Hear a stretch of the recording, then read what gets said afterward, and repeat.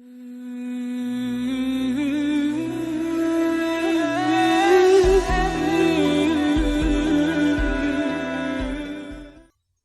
الحمد للہ نحمده ونصلی علی رسولہ الکریم اما بعد ان اللہ وملائکتہ یصلون علی النبی یا ایہا الذین آمنوا صلوا علیہ وسلموا تسلیما اللہم صلی علی محمد وعلی آل محمد اللہم بارک علی محمد وعلی آل محمد ربی یسر ولا تعسر وتمم بالخیر۔ السلام علیکم ورحمۃ اللہ وبرکاتہ۔ آج کی کلاس میں انشاءاللہ ہم حضرت ابوبکر رضی اللہ تعالیٰ عنہ کے اب دور خلافت کے بارے میں یہاں سے پڑھنا اسٹارٹ کریں گے۔ اور جیسا کہ میں نے آپ کو شروع میں بھی بتایا تھا کہ حضرت ابوبکر رضی اللہ تعالیٰ عنہ کا جو دور خلافت ہے وہ بہت ہی چیلنجنگ فیز رہا ہے خلافت راشدہ کا، سب سے موسٹ چیلنجنگ فیز اگر آپ کہیں تو اس میں کوئی غلط بات نہیں ہوگی۔ اور یہ جو 2-2.5 سال حضرت ابوبکر رضی اللہ تعالیٰ عنہ نے جو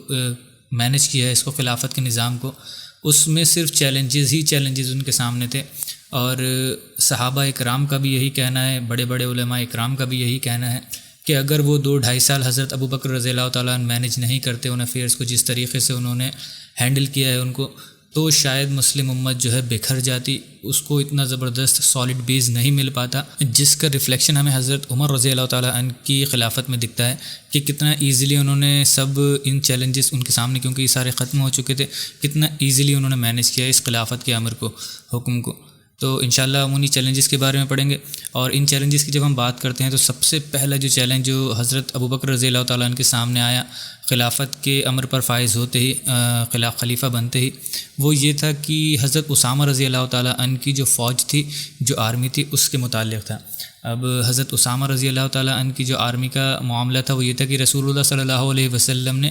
اپنی وفات سے کچھ دن پہلے، 3-4 دن پہلے، غالباً سیٹرڈے میں حضرت اسامہ ابن زید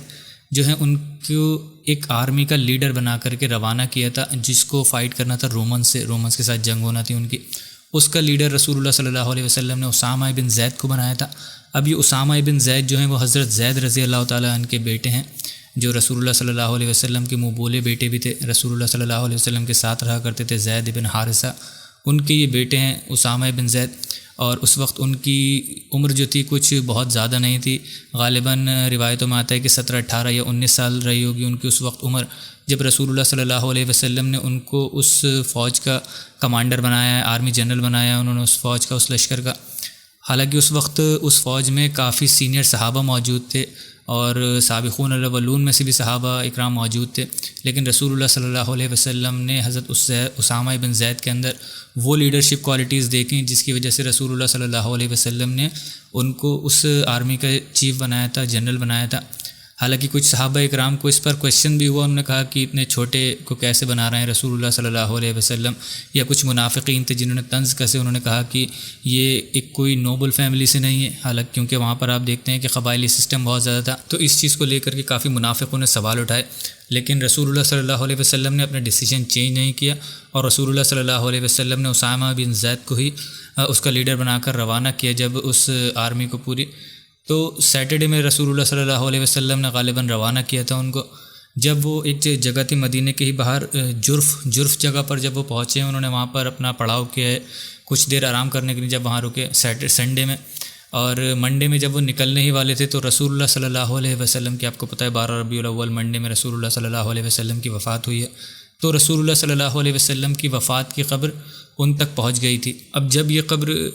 حضرت اسامہ رضی اللہ تعالیٰ عنہ سنتے ہیں تو وہ اپنی آرمی کو واپس لے کر کے، فوج کو واپس لے کر کے، کیونکہ رسول اللہ صلی اللہ علیہ وسلم کی وفات کی خبر، اس سے بڑی خبر ان لوگوں کے لیے کوئی نہیں ہو سکتی تھی، اس سے زیادہ ہلا دینے والی ان لوگوں کے لیے کوئی خبر نہیں ہو سکتی تھی۔ وہ پوری فوج جو تھی وہ واپس مدینہ تشریف لے آتی ہے، اور پھر جب رسول اللہ صلی اللہ علیہ وسلم کا فیونرل پروسیشن پورا ہو جاتا ہے اور حضرت ابوبکر رضی اللہ تعالیٰ عنہ کو بیعت دے دیتے ہیں، سارے لوگ خلیفہ بن جاتے ہیں، تو سب سے پہلا ڈیسیجن جو حضرت ابوبکر رضی اللہ تعالیٰ عنہ کا ایز اے خلیفہ رہتا ہے وہ یہی ہوتا ہے، وہ سب کو اسی وقت جب ان کو بیعت دی جاتی ہے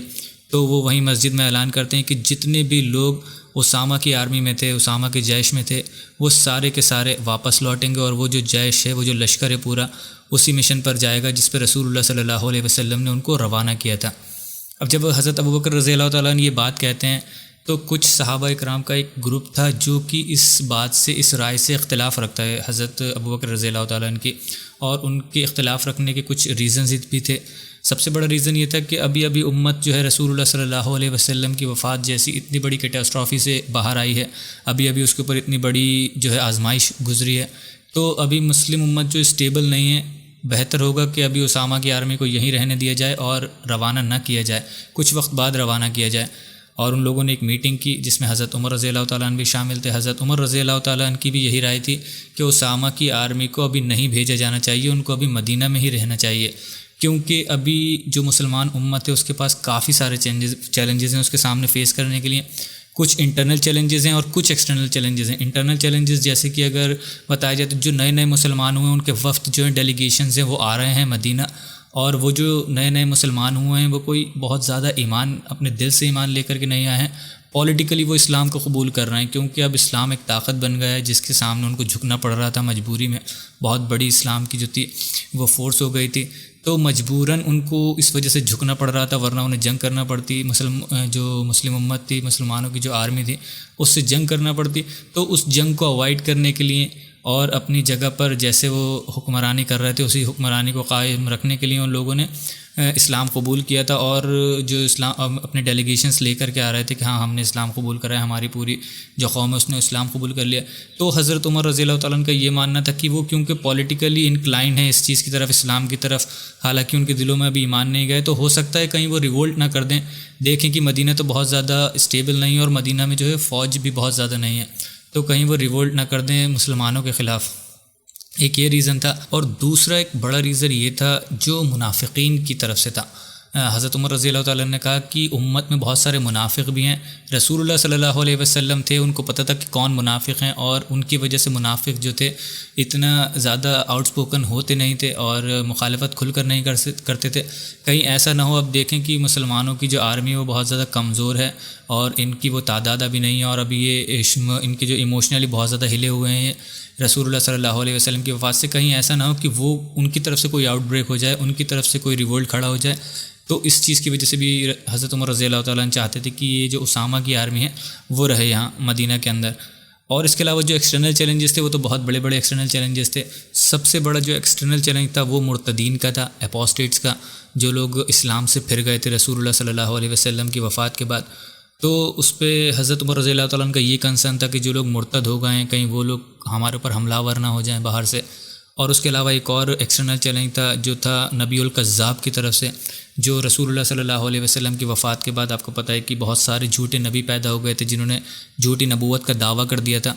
تو وہ لوگ بھی اب کیونکہ انہیں اپنا ڈومینین سیٹ کرنا تھا، تو وہ لوگ بھی کہیں حملہ آور نہ ہو جائیں اسلام کے اوپر، اپنا غلبہ دکھانے کے لیے، اپنے آپ کو غالب کرنے کے لیے۔ تو اس وجہ سے بھی ابھی ہمیں ضرورت ہے مدینہ کے اندر اس آرمی کی پروٹیکشن کے لیے، مسلمان امت کی پروٹیکشن کے لیے اور اسلامک اسٹیٹ کی پروٹیکشن کے لیے یہ جو جیش الاسامہ ہے اس کی بہت زیادہ ضرورت ہے۔ اس کے علاوہ کچھ لوگ، ایک فرقہ ڈینائل آف زکوٰۃ والا بھی تھا، یعنی کہ جن لوگوں نے زکوٰۃ کو دینے سے منع کر دیا تھا، حالانکہ وہ اپنے آپ کو کہتے مسلمان تھے، وہ کہتے تھے ہم ساری چیزیں کریں گے، حج بھی کریں گے، ہم نماز بھی پڑھیں گے، روزہ بھی رکھیں گے، اور ساری چیزیں جو اسلام کے احکامات ہیں وہ سارے کریں گے، لیکن ہم زکوٰۃ نہیں دیں گے، کیونکہ زکوٰۃ کو دینے کا حکم رسول اللہ صلی اللہ علیہ وسلم کے لیے تھا۔ اب رسول اللہ صلی اللہ علیہ وسلم نہیں ہیں تو ہم دوسرے کسی خلیفہ کو وہ چیز نہیں دیں گے۔ تو یہ ایک فتنہ کھڑا ہو گیا تھا، اس کی وجہ سے بھی، کیونکہ ان سے ڈائریکٹلی سامنے سے چیلنج تھا ان کا مسلمانوں کو کہ ہم جب زکوٰۃ نہیں دیں گے، اور زکوٰۃ ایک فرض اسلام ہے، تو وہ بھی کہیں ان سے ایسا نہ ہو کہ ہمیں لڑنا پڑے ان سے، تو اس کے لیے بھی ہمیں آرمی کی بہت زیادہ سخت ضرورت ہے۔ تو یہ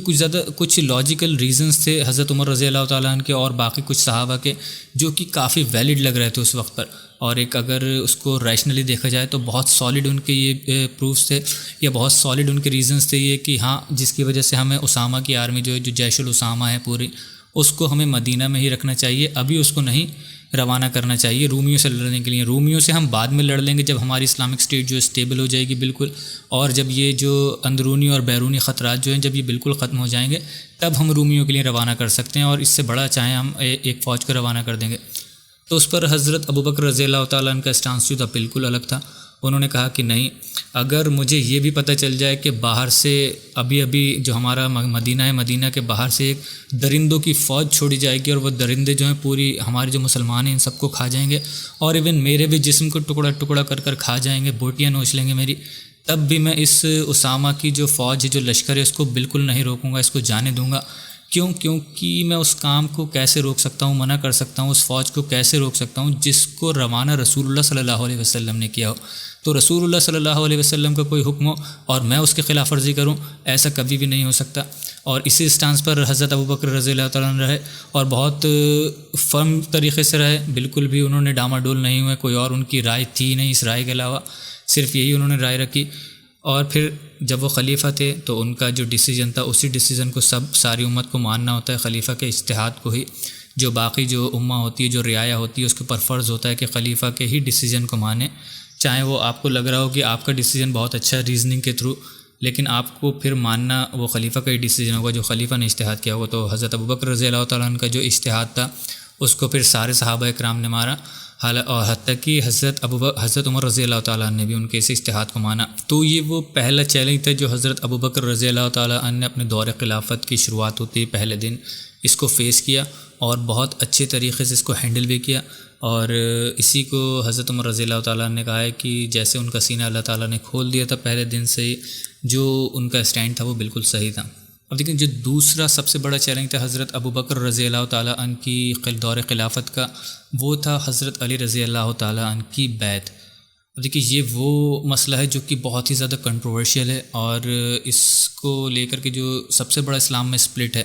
جو اختلاف ہوا ہے شیعہ سنی کا اختلاف، وہ اسی چیز کو لے کر کے ہوتا ہے۔ اور حضرت ابوبکر رضی اللہ تعالیٰ عنہ کی دور خلافت کا یہ دوسرا سب سے بڑا چیلنج تھا کہ کیا حضرت علی رضی اللہ تعالیٰ عنہ نے حضرت ابوبکر رضی اللہ تعالیٰ عنہ کی بیعت کی تھی یا نہیں کی تھی۔ اگر ہم روایتوں کی بات کریں تو ہمیں دونوں ہی طریقے کی روایتیں ملتی ہیں۔ ایک روایت میں ملتا ہے کہ حضرت علی رضی اللہ تعالیٰ عنہ نے حضرت ابوبکر رضی اللہ تعالیٰ عنہ کی اسی وقت بیعت کر لی تھی جب مسجد میں سارے لوگ بیعت دے رہے تھے، تو وہاں حضرت علی موجود نہیں تھے۔ حضرت ابوبکر رضی اللہ تعالیٰ عنہ نے پوچھا کہ علی کہاں ہے، تو انہوں نے کہا علی اپنے گھر میں۔ انہوں نے حضرت ابوبکر رضی اللہ تعالیٰ عنہ نے حکم دیا کہ علی کو بلایا جائے۔ حضرت علی جب آئے تو حضرت ابوبکر رضی اللہ تعالیٰ عنہ نے ان سے ڈائریکٹ کویشچن کیا کہ کیا آپ چاہتے ہیں کہ جو مسلمان امت ہے اس میں تفرقہ آ جائے، اس کی جو یونٹی ہے وہ ختم ہو جائے؟ تو حضرت علی رضی اللہ تعالیٰ عنہ نے کہا کہ نعوذ باللہ یا ابوبکر، میں ایسا نہیں چاہتا ہوں۔ تو حضرت ابوبکر رضی اللہ تعالیٰ نے کہا کہ پھر امت کی خیر خواہی کے لیے سب سے بہتر یہی ہوگا کہ آپ بھی پبلکلی بیعت دیں۔ تو حضرت علی رضی اللہ تعالیٰ نے وہیں حضرت ابوبکر رضی اللہ تعالیٰ عنہ کو بیعت دی۔ یہ المستدرک للحاکم کی روایت میں ہمیں ملتا ہے۔ اس کے علاوہ کچھ روایتوں میں ہمیں یہ بھی ملتا ہے کہ حضرت علی رضی اللہ تعالیٰ عنہ نے شروعات کے 6 مہینے تک، جو حضرت ابوبکر رضی اللہ تعالیٰ عنہ کے دور خلافت کے پہلے 6 مہینے تھے، اس میں حضرت ابوبکر رضی اللہ تعالیٰ عنہ کی بیعت نہیں کی، حتیٰ کہ جب تک حضرت فاطمہ رضی اللہ تعالیٰ عنہ کی وفات نہیں ہو گئی۔ اور یہ روایتیں جو ہمیں بہت ہی زیادہ جید سند کے ساتھ ملتی ہیں، اور بہت بڑے بڑے علماء اکرام کا اس پر اتفاق ہے، جیسے کہ مثلا ایگزامپل کے طور پر امام مسلم، امام الذہبی، امام ابن کثیر یا امام ابن خزیمہ، ان لوگوں کی بھی یہی رائے تھی کہ حضرت علی رضی اللہ تعالیٰ عنہ نے جو ہے 6 مہینے تک حضرت ابوبکر رضی اللہ تعالیٰ عنہ کی بیعت نہیں کی تھی۔ اب دیکھیے اس کو ہمیں تھوڑا سا سمجھنے کی ضرورت ہے کہ کیوں بیعت نہیں ہوئی تھی حضرت ابوبکر رضی اللہ تعالیٰ عنہ کی۔ اس کو میں جیسا کہ میں پہلے بھی کہہ چکا ہوں کہ ان سب جو یہ کنٹروورشیل ایشوز تھے ان کو میں حضرت علی رضی اللہ تعالیٰ عنہ کی بایوگرافی میں بھی ڈسکس کر چکا ہوں، لیکن اس کو پھر سے ایک بار یہاں ڈسکس کر لیتے ہیں۔ اگر آپ کو اور ڈیٹیل سے جاننا ہے تو آپ حضرت علی رضی اللہ تعالیٰ عنہ کی بایوگرافی سن سکتے ہیں۔ اس میں نے حضرت علی رضی اللہ تعالیٰ عنہ کے پرسپیکٹیو سے چیزوں کو بتایا، ان کو سینٹر آف اٹینشن رکھتے ہوئے ان کے اوپر ارد گرد جو چیزیں ہوئی تھیں اس چیزوں کو بیان کیا ہے۔ اب انشاءاللہ اس میں ہم حضرت ابوبکر رضی اللہ تعالیٰ عنہ کی سائڈ سے جو چیزیں ہمیں دکھتی ہیں اس سائڈ سے انشاءاللہ میں رکھوں گا۔ اور دیکھیں رسول اللہ صلی اللہ علیہ وسلم کیونکہ جب نبی ایز اے نبی وہ فائز ہوئے تو انہوں نے جو اپنا بزنس کیا کرتے تھے رسول اللہ صلی اللہ علیہ وسلم، اس کو ختم کر دیا امت کے وسیع تر مفاد کے لیے، کیونکہ انہیں بہت بڑا ایک مشن ملا تھا۔ تو ان کی جو خرچے تھے رسول اللہ صلی اللہ علیہ وسلم کی جو ارننگز ہوا کرتی تھیں، وہ فدق کا ایک باغ تھا جس کی ارننگ رسول اللہ صلی اللہ علیہ وسلم کے پاس ہر سال آیا کرتی تھی۔ خیبر کے موقع پر یہ رسول اللہ صلی اللہ علیہ وسلم کو ملا تھا۔ اس کی پوری ڈیٹیل انشاءاللہ آپ کو سیرت میں مل جائے گی۔ تو خیر جب یہ رسول اللہ صلی اللہ علیہ وسلم کو ملا تھا تو جو اس کی سال بھر کی انکم ہوا کرتی تھی وہ رسول اللہ صلی اللہ علیہ وسلم کے لیے خاص ہوا کرتی تھی، اور رسول اللہ صلی اللہ علیہ وسلم کی جو ازواج تھیں ان تک اس کو بانٹا جاتا تھا، ان تک پہنچایا جاتا تھا کہ تاکہ ان کا جو روزمرہ کی جو ارننگز ہیں، جو لیونگز ہیں، وہ اس کا معاملہ چلتا رہے رسول اللہ صلی اللہ علیہ وسلم کی بیویوں کا۔ تو رسول اللہ صلی اللہ علیہ وسلم کی وفات کے بعد اب جو امہات المومنین تھیں وہ تو کسی سے نکاح کر نہیں سکتی تھیں کیونکہ وہ امت کی ماؤں کا درجہ رکھتی تھیں، تو اب ان کا خرچہ کیسے چلے؟ تو ان لوگوں نے یہ کہا کہ جو رسول اللہ صلی اللہ علیہ وسلم کی فدق جو باغ کا حصہ ہے اس کو بیچ دیا جائے، اور اس سے جو پیسہ ملے وہ ان تک پہنچایا جائے۔ اور اس چیز کے لیے جو ازواج تھیں انہوں نے حضرت فاطمہ رضی اللہ تعالیٰ عنہ کو چنا، انہوں نے کہا کہ آپ حضرت ابوبکر رضی اللہ تعالیٰ عنہ سے اس متعلق بات کیجیے۔ تو انہوں نے جب حضرت ابوبکر رضی اللہ تعالیٰ عنہ کو بلایا اور یہ بات ان کے آگے رکھی، تو حضرت ابوبکر رضی اللہ تعالیٰ عنہ کا اس میں بھی سٹانس بہت زیادہ کلیئر تھا۔ انہوں نے کہا کہ مجھے یاد ہے رسول اللہ صلی اللہ علیہ وسلم نے مجھے بتایا تھا کہ ہم جو اللہ کے جو انبیاء ہیں وہ اپنے پیچھے کوئی بھی پیسوں کی یا مال کی کسی بھی طریقے کی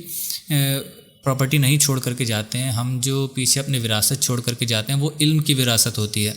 اور ہم اپنے پیچھے علم ہی چھوڑ کر کے جاتے ہیں۔ تو وہ جب تک رسول اللہ صلی اللہ علیہ وسلم حیات تھے تب تک ان کے لیے تھا، اور اب جب وہ نہیں ہے تو وہ اسٹیٹ پراپرٹی میں آ جائے گا، بیت المال میں آ جائے گا وہ۔ اور آپ فکر نہ کریں، پھر بھی حضرت ابوبکر رضی اللہ تعالیٰ عنہ سے کہتے ہیں کہ آپ فکر نہ کریں، میں آپ سب لوگوں کو وظیفہ دوں گا جو کہ اسٹیٹ پراپرٹی سے آئے گا، اسٹیٹ ٹریجری سے آئے گا، اور لیکن فدق کا باغ کسی کو نہیں ملے گا، وہ امت کا ہے۔ تو اس پر حضرت فاطمہ رضی اللہ تعالیٰ عنہ کو یہ لگتا ہے کہ شاید ابوبکر رضی اللہ تعالیٰ عنہ نے ان کے ساتھ زیادتی کر دی، یا انہیں اچھا نہیں لگا، ان کے دل میں کوئی بات آ جاتی ہے حضرت ابوبکر رضی اللہ تعالیٰ عنہ کو لے کر کے، جو کہ جائز ہے۔ دیکھیے کسی چیز کی وجہ سے اگر کوئی جائز چیز کی وجہ سے کوئی اختلاف رکھتا ہے تو وہ چیز جائز ہے۔ انہوں نے پھر اس کے بعد حضرت ابوبکر رضی اللہ تعالیٰ عنہ سے جو 5 یا 6 مہینہ وہ حیات رہیں، انہوں نے پھر حضرت ابوبکر رضی اللہ تعالیٰ عنہ سے اس ناراضگی میں بات نہیں کی۔ جب ان کی طبیعت کچھ آخری وقت میں خراب ہوئی تھی حضرت فاطمہ رضی اللہ تعالیٰ عنہ کی، تو حضرت ابوبکر رضی اللہ تعالیٰ عنہ کے دل میں یہ چیز تھی، ان کو کھٹکتی تھی کہ رسول اللہ صلی اللہ علیہ وسلم کی سب سے زیادہ پیاری صاحبزادی جو ہیں، ان کے جو جگر کا ٹکڑا ہیں رسول اللہ صلی اللہ علیہ وسلم کی، وہ ان سے ناراض ہیں۔ تو حضرت ابوبکر رضی اللہ تعالیٰ عنہ اپنی ناراضگی کو مٹانے کے لیے حضرت فاطمہ رضی اللہ تعالیٰ عنہ کے گھر گئے۔ جب انہوں نے نوک کیا دروازے پر تو حضرت علی نے دیکھا یہ تو ابوبکر ہیں۔ انہوں نے کہا کہ رکیے، میں پہلے اپنی بیوی سے اجازت لے لوں تبھی آپ کو اندر بلاؤں گا، کیونکہ ان کو پتہ تھا ان کی ناراضگی چل رہی ہے۔ وہ حضرت فاطمہ کو بتاتے ہیں، حضرت فاطمہ رضی اللہ تعالیٰ عنہ کا اس وقت دل جو ہوتا ہے نرم ہو جاتا ہے، وہ کہتی ہیں کہ ٹھیک ہے بلا لو۔ تو حضرت ابوبکر جب اندر جاتے ہیں تو ان کو پورا یہ جو اپنا سٹانس تھا وہ کلیئر کرتے ہیں، بتاتے ہیں۔ حضرت ابو ہریرہ رضی اللہ تعالیٰ عنہ کا بھی سہارا لیتے ہیں وہ۔ حضرت ابو ہریرہ کہتے ہیں کہ ہاں میں نے بھی رسول اللہ صلی اللہ علیہ وسلم سے یہ بات سنی ہے کہ ہم انبیاء جو ہیں اپنے پیچھے کسی سونے چاندی کی وراثت کو نہیں چھوڑتے ہیں، ہماری وراثت جو ہوتی ہے وہ علم کی وراثت ہوتی ہے۔ تو حضرت جو فاطمہ تھی ان کا پھر دل تھوڑا نرم پڑتا ہے، اور وہاں پر حضرت ابوبکر رضی اللہ تعالیٰ عنہ بہت زیادہ روتے ہیں۔ وہ کہتے ہیں کہ میں اپنی فیملی سے زیادہ آپ رسول اللہ صلی اللہ علیہ وسلم کی فیملی کو ترجیح دوں گا، اور میں نے وظیفے باندھے ہیں اسی وجہ سے باندھے ہیں کیونکہ مجھے ان کی بہت زیادہ فکر تھی، اور سب سے زیادہ جو وظیفوں میں پیسے ملا کرتے تھے وہ امہات المومنین کو ہی ملا کرتے تھے۔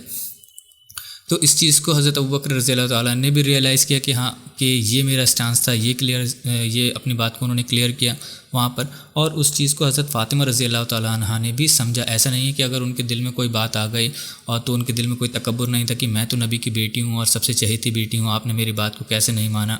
انہوں نے بھی اس چیز کو سمجھا، ان کی جو ریزننگ تھی as a leader, as a خلیفہ جو ان کی ذمہ داری تھی، انہوں نے اس چیز کو بھی سمجھا کہ ہاں ان کے اوپر بھی بہت بڑی ذمہ داری ہے، اور سب سے بڑی ذمہ داری ان کے اوپر امت کے پہلے معاملات کو دیکھنا ہے، اس کو لے کر کے چلنا ہے۔ تو وہاں پر جو ان کے دل میں جو بھی ان کے لیے آ گئی تھی ناراضگی حضرت ابوبکر رضی اللہ تعالیٰ عنہ کے لیے، اس کو انہوں نے نکال دیا، اور اپنے دل میں پھر اس کے بعد کوئی ناراضگی نہیں رکھی۔ یہ ایک چیز ہے جس کو شیعہ حضرات استعمال کرتے ہیں حضرت ابوبکر رضی اللہ تعالیٰ عنہ کے خلاف، کہ دیکھیے حضرت فاطمہ رضی اللہ تعالیٰ عنہ جو رسول اللہ صلی اللہ علیہ وسلم کی لقت جگر تھیں، جگر کا ٹکڑا تھیں، وہ بھی حضرت ابوبکر رضی اللہ تعالیٰ عنہ سے ناراض تھیں۔ تو یہ چیز کلیئر ہو گئی۔ اگر آپ روایتوں پر دیکھیں گے تو یہ چیز بالکل کلیئر ہے کہ انہوں نے آخری وقت میں جا کر اس بات کو، اس معاملے کو سلجھا دیا تھا۔ اب دیکھیے جب حضرت فاطمہ رضی اللہ تعالیٰ عنہ کی وفات ہوئی تو ان کی وفات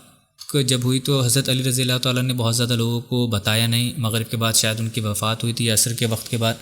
تو انہوں نے بہت زیادہ لوگوں کو نہیں بتایا۔ جو ان کے امیجیٹ فیملی ممبرس تھے وہ لوگ موجود تھے، اور حضرت علی رضی اللہ تعالیٰ نے خود ہی حضرت فاطمہ رضی اللہ تعالیٰ کو غسل بھی دیا، اور اپنے جو قریبی فیملی ممبرس تھے ان کے ساتھ جا کر کے رات میں ہی ان کو دفنا دیا حضرت فاطمہ رضی اللہ تعالیٰ عنہ کو۔ جب یہ بات حضرت ابو بکر رضی اللہ تعالیٰ عنہ کو پتہ چلی، انہوں نے کہا حضرت علی رضی اللہ تعالیٰ عنہ کو بلوایا، تو حضرت علی رضی اللہ تعالیٰ عنہ نے آنے سے منع کر دیا۔ انہوں نے کہا کہ ابو بکر سے کہیے کہ میں آپ سے ملنا چاہتا ہوں، آپ میرے گھر آ جائیے۔ بہت ریسپیکٹلی انہوں نے کہا کہ آپ میرے گھر آ جائیے، مجھے آپ سے کچھ بات بھی کرنا ہے۔ اور انہوں نے کہا کہ آپ دیکھیے کہ عمر کو ساتھ لے کر کے مت آئیے گا، اکیلے آئیے گا، کیونکہ حضرت علی رضی اللہ تعالیٰ عنہ حضرت عمر کا مزاج جانتے تھے، تھوڑا سا سخت مزاج تھا، اور وہ کسی بات کو جب کیونکہ ایز اے خلیفہ ہیں حضرت ابو بکر رضی اللہ عنہ، ہو سکتا ہے ان کی بات کو اس طریقے سے سنے نہیں، اور ایموشنلی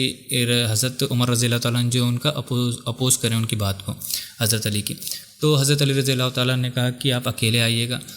تو جب یہ بات حضرت ابو بکر کو پتہ چلتی تو حضرت عمر رضی اللہ تعالیٰ عنہ منع بھی کرتے ہیں کہ آپ اکیلے مت جائیے، آپ خلیفہ ہیں، آپ کسی کو ساتھ لے کر کے جائیے، مجھے لے کر کے نہیں جانا چاہتے ہیں، آپ کسی اور کو ساتھ لے جائیے۔